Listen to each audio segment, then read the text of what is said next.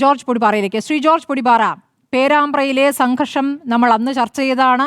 അന്ന് ഷാഫി പറമ്പിലിന് പരിക്കേറ്റിട്ടില്ല എന്ന രൂപത്തിലാണ് CPM പ്രതികരിച്ചിരുന്നത്. പരിക്ക്, ഓപ്പറേഷൻ ഇതൊക്കെ കഴിഞ്ഞു, ദിവസങ്ങളായി. ഇതുവരെ ആ സംഭവത്തിൽ ഞങ്ങളുടെ മൊഴിയെടുത്തിട്ടില്ല എന്ന പരാതിയാണ് ഇന്നിപ്പോൾ UDF മുന്നോട്ട് വയ്ക്കുന്നത്. കോൺഗ്രസ് വാർത്താ സമ്മേളനത്തിൽ പ്രതികരിച്ച കാര്യമാണ്. മർദ്ദിച്ച പോലീസുകാരൻ്റെ വിവരങ്ങൾ അന്വേഷിച്ചു പോകുമ്പോൾ ആ പോലീസുകാരനിപ്പോൾ കൺട്രോൾ റൂമിൻ്റെ ചുമതലയാണ് വടകരയിൽ. അയാളെ പക്ഷേ നേരത്തെ പുറത്താക്കിയതാണ് എന്നുള്ള വിവരവും പുറത്തു വരികയാണ്. അങ്ങ് എങ്ങനെ കാണുന്നു ഇതിനെ? സ്മൃതി, ഇന്ന് ഷാഫി പറമ്പിൽ MP നടത്തിയത് വളരെ സുദീർഘമായൊരു പത്രസമ്മേളനമാണ്. ഇതുവരെയുള്ള പല സംശയങ്ങൾക്കും അറുതി വരുത്തുന്ന രീതിയിൽ വളരെ സൂക്ഷ്മവും അതുപോലെ തന്നെ വളരെ വളരെ പ്രിസൈസായിട്ടുള്ള ഷാർപ്പായിട്ടുള്ള കാര്യങ്ങളാണ്, ദൃശ്യങ്ങളാണ് അദ്ദേഹം പുറത്തുവിട്ടത്.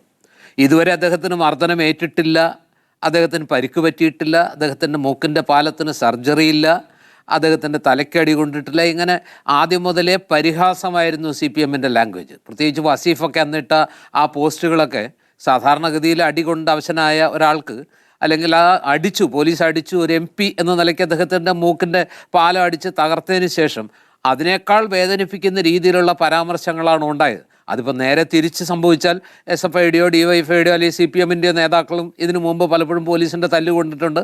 ആ സമയത്ത് ഈ രീതിയിൽ പ്രതികരിക്കുന്നത് എത്രത്തോളം വേദനാജനകമാണെന്ന് നമ്മൾ ആലോചിക്കേണ്ടതുണ്ട്. അപ്പോൾ ഇതിനകത്ത് നമ്മൾ മനസ്സിലാക്കേണ്ടത്, ഇന്നിപ്പോൾ ഈ അഭിലാഷ് ഡേവിഡ് എന്ന് പറയുന്ന പോലീസുകാരനെ കുറിച്ച്, CIയെ കുറിച്ചാണ് ഏറ്റവും കൂടുതൽ പരാമർശങ്ങൾ വന്നത്. അദ്ദേഹം ഈ മറുപടിയിൽ സ്മൃതി ചൂണ്ടിക്കാണിക്കാത്തൊരു കാര്യമുണ്ട്. അദ്ദേഹം ഈ നമ്മുടെ ഈ റിപ്പോർട്ടറിൻ്റെ ലേഖകൻ ആരൻ്റെ ചോദ്യങ്ങൾക്ക് മറുപടി പറയുമ്പോൾ, ഞാൻ ആ സ്പോട്ടിലേ ഉണ്ടായിരുന്നില്ല, ഞാൻ ബസ് സ്റ്റാൻഡിലായിരുന്നു, എനിക്ക് ഡ്യൂട്ടി എന്നാണ് പറയുന്നത്. പക്ഷെ അദ്ദേഹത്തിൻ്റെ ആ ഒരു ഫോട്ടോ വരുന്ന ക്ലോസപ്പ് ഫോട്ടോ വരുന്നത് എവിടെയാണ്, ഏത് സ്പോട്ടിലാണ്? ബസ് സ്റ്റാൻഡിലാണോ അതോ ഈ പ്രശ്നം ഉണ്ടായ സ്ഥലത്താണോ? അത് എവിടെയാണെന്ന് കൃത്യമായിട്ട് തിരിച്ചറിഞ്ഞാൽ തന്നെ പുള്ളി നുണയാണോ പറയുന്നത് എന്നുള്ളത് അപ്പം തന്നെ ഈ ഹെൽമെറ്റ് എന്ന് പറയുന്നു. അതെ, ദൃശ്യങ്ങളിൽ അദ്ദേഹം ബസ് സ്റ്റാൻഡിലാണോ? അല്ലെന്നേ, അടിക്കുന്ന മർദ്ദനത്തിൽ ഇപ്പോൾ പുറത്തു വന്നിരിക്കുന്ന ദൃശ്യങ്ങളിൽ വ്യക്തമാണ്. ശ്രീ ജോർജ് പൊടിപാറ, ഇപ്പോൾ കാണുന്ന ദൃശ്യങ്ങൾ നോക്കൂ, കുറച്ചുകൂടി വ്യക്തതയുള്ള ദൃശ്യങ്ങളാണ് പുറത്തു വന്നത്. അഭിലാഷ് ഡേവിഡ്, കാക്കി കളറുള്ള ഹെൽമറ്റ് ധരിച്ച അഭിലാഷ് ഡേവിഡ് ഷാഫിയെ ലക്ഷ്യം വെച്ച് ഷാഫിയെ തന്നെ മർദ്ദിക്കുന്നു. അപ്പോൾ ഇത് കൂട്ടി വായിക്കുമ്പോൾ ഇതിനകത്തൊരു ഒരു സാധാരണ സംഭവമായിട്ട് കാണാൻ പറ്റില്ല. കാരണം അവിടെ ഒരു ലാത്തി ചാർജ് നടന്നിട്ടില്ല, അതിൻ്റെ ആവശ്യം ഉണ്ടായിരുന്നില്ല, അത്തരത്തിലുള്ള സംഘർഷാത്മകമായ ഒരു അന്തരീക്ഷം അവിടെ ഉണ്ടായിരുന്നില്ല എന്ന് ആദ്യമേ തന്നെ സാക്ഷ്യപ്പെടുത്തിയത് അവിടുത്തെ ഈ പറഞ്ഞ റൂറൽ SP ആണ് ബൈജു. അതിനുശേഷമാണ് 3 ദിവസം കഴിഞ്ഞിട്ടാണ് ആദ്യമില്ലാത്ത ഒരു സ്ഫോടന കേസ് പുറത്തു വരുന്നത്. അതായത് സ്ഫോടക വസ്തു, പന്നിപ്പടക്കോ ആ രീതിയിലുള്ള എന്തോ ഒന്ന് UDFകാർ ജനക്കൂട്ടത്തിലേക്ക്, പോലീസിനുള്ളിലേക്ക് എറിഞ്ഞ് പൊട്ടിച്ചു എന്നൊക്കെ പറയുന്നത്, അതിൽ കേസെടുക്കുന്നതും അങ്ങനെ ഒരു ആരോപണം വരുന്നതും അങ്ങനെ ഒരു കേസ് വരുന്നതും ഒക്കെ പിന്നീട് CPMൻ്റെ പത്രസമ്മേളനത്തിൽ CPM കൊടുത്ത ആ വിഷ്വൽസ് അനുസരിച്ചിട്ടാണ്. 3 ദിവസം കഴിഞ്ഞിട്ടാണ് അതിൽ കേസെടുക്കുന്നത്. അപ്പോൾ ഇതിൽ തുടക്കം മുതൽ തന്നെ ഇതിനകത്ത് ആകെപ്പാടൊരു കൺഫ്യൂഷനുണ്ട്. അതായത് ഈ പറഞ്ഞ നേരത്തെ വസീഫ് പറഞ്ഞ സത്യമാണ്, ആദ്യഘട്ടത്തിൽ വിഷ്ണു എന്ന പോലീസുകാരനാണ് മർദ്ദിച്ചതെന്ന് അബിൻ വർക്കി പറഞ്ഞു എന്നുള്ളതൊരു വസ്തുതയാണ്, ഞാനും കേട്ട കാര്യമാണ്. പക്ഷേ അന്നത്തെ വിഷ്വൽസിൻ്റെ അടിസ്ഥാനത്തിൽ ഒരുപക്ഷെ അങ്ങനെ ആയിരിക്കാം തോന്നിയത്, വിഷ്ണു എന്ന പോലീസുകാരൻ മർദ്ദിക്കുന്നതായിട്ടായിരിക്കാം ആ ഘട്ടത്തിൽ തോന്നിയത്. അപ്പോൾ അവർക്ക് തോന്നിയ, അല്ലെങ്കിൽ ആ വിഷ്വൽസിൻ്റെ അടിസ്ഥാനത്തിൽ ഇത് പറഞ്ഞു എന്നേ ഉള്ളൂ. അതായത് വിഷ്വൽസ് അവസാന വാക്കല്ല, അപ്പോൾ കിട്ടിയതനുസരിച്ച് വെർഷൻസ് വരുന്നു എന്ന് മാത്രമേ ഉള്ളൂ. ഇപ്പോൾ കുറേ കൂടി ക്ലിയറായ, കുറേ കൂടി വ്യക്തമായ വിഷ്വൽസ് വരുന്നു. ആ വിഷ്വൽസിൽ അടിച്ചത് ഈ അഭിലാഷ് ഡേവിഡ് എന്ന് പറയുന്ന അവിടുത്തെ വടകര കൺട്രോൾ റൂമിലെ CI തസ്തികയിൽ ഈ പദവിയിൽ ജോലി ചെയ്യുന്ന ആളാണെന്ന് ഇപ്പോൾ ക്രിസ്റ്റൽ ക്ലിയർ ആയിട്ട് വ്യക്തമാകുന്നു.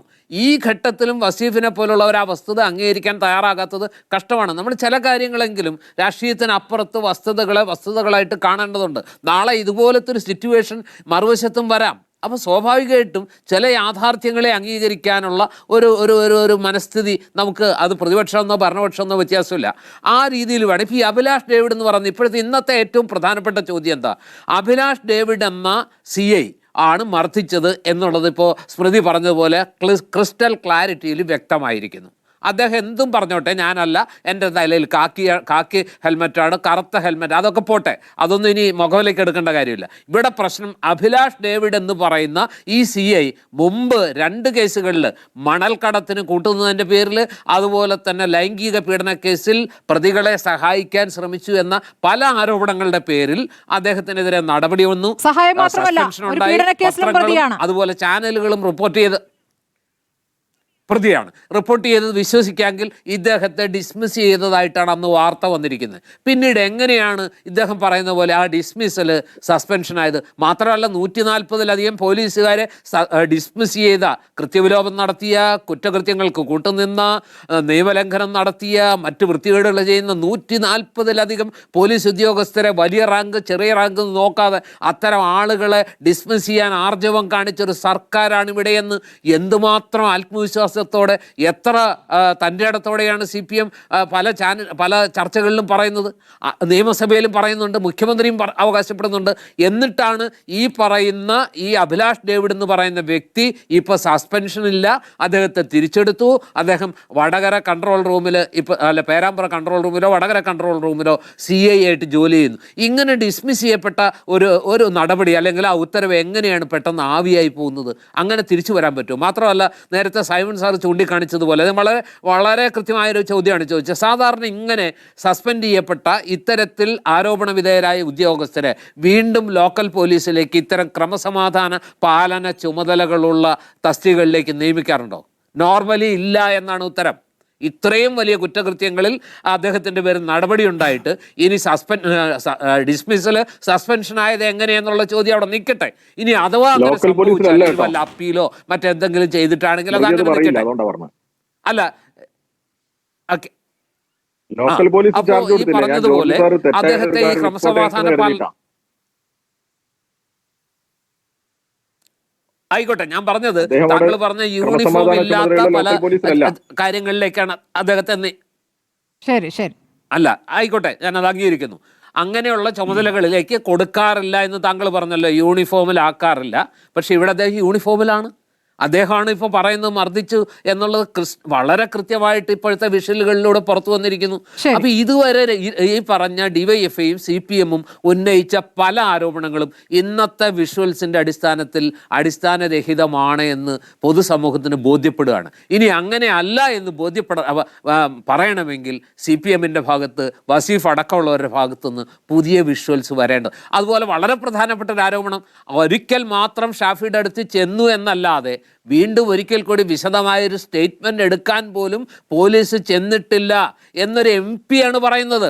പച്ചമരത്തോട് ഇത് ചെയ്യുമ്പോൾ ഉണക്കമരത്തോട് എന്തു തന്നെ ചെയ്യില്ല എന്ന ബൈബിൾ വചനം ഇവിടെ ഭയങ്കരമായിട്ട് പ്രസക്തമാകുകയാണ്. സ്മൃതി, ഷാഫി എന്ന് പറയുന്ന പ്രിവിലേജ് ഉള്ള ഒരു MP ഇതുപോലെ മൂക്കിനും തലയ്ക്കും അടി കൊണ്ടിട്ട് ഒരു സ്റ്റേറ്റ്മെന്റ് കൃത്യമായിട്ട് എടുക്കാൻ പോലും പോലീസ് തയ്യാറാകാതിരിക്കെ സാധാരണ മനുഷ്യരുടെ കാര്യത്തിൽ എന്താ സംഭവിക്കുക?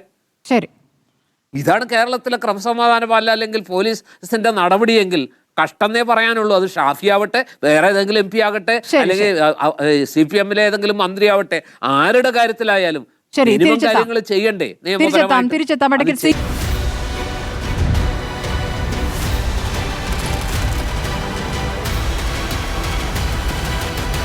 ഡിബേറ്റ് വിത്ത് സ്മൃതി പരുത്തിക്കാട്.